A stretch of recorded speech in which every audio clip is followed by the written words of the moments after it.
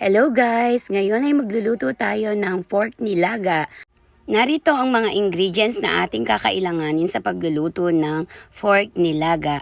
Meron tayong kasim ng baboy, repolyo, Baguio beans, pechay Tagalog, saging na saba, patatas, sibuyas, paminta at asin.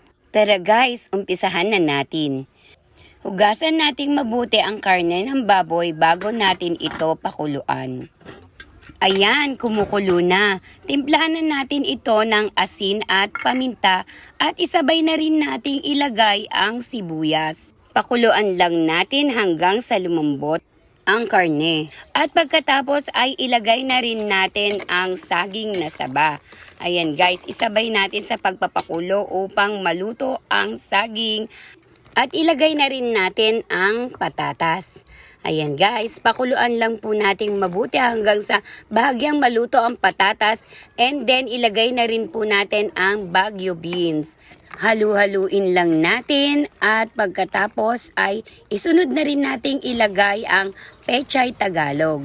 Ayan, inuuna ko nga palang ilubog yung mga tangkay ng pechay kaysa sa dahon. Medyo may kakunatan kasi ang tangkay ng pechay Tagalog. Kaya mas inuuna ko siyang ilubog kaysa sa dahon ng pechay. Ayan guys, pagkatapos ng mga 2 minuto, ilagay na rin natin ang repolyo.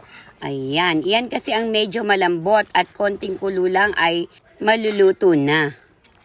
Ayan, haluin lang natin guys and then tikman din natin upang malaman natin kung sakto na ba ang lasa ng ating nilaga. Pakuluan lang ulit natin ito ng mga ilang minuto guys. At huwag nating hayaang ma-overcook ang mga gulay. Mas maganda yung medyo crunchy pa ang mga gulay. Kung napansin nyo siguro guys, nakita nyo maraming mga gulay. Favorite po kasi ng mga anak ko ang mga gulay kaya ayan, lalo na kapag isasawsaw po sa toyo. Ayan guys oh, tingnan nyo po, sa bawat gulay pa lang, ulam na. Ayan guys, kumukulo na. Hintayin lang nating medyo lumambot pa ang mga gulay bago natin ito hanguin.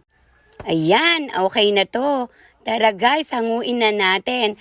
At mag-transfer na tayo sa isang bowl. O guys, nakapagsaing na ba kayo? Dapat sana ngayon pa lang nakapagsaing na kayo. At sabayan nyo na akong kumain. Ayan guys, nailagay na natin sa bowl. O, tingnan nyo po. Ang sarap po, lalo na ang saging. Katakam-takam ang mga gulay. Tara po, kumain na po tayo. Tikman nyo po ang aking pork nilaga. Hanggang dito na lang guys. Salamat sa panonood. At maraming salamat po sa inyong suporta. Hanggang dito na lang po. Bye-bye!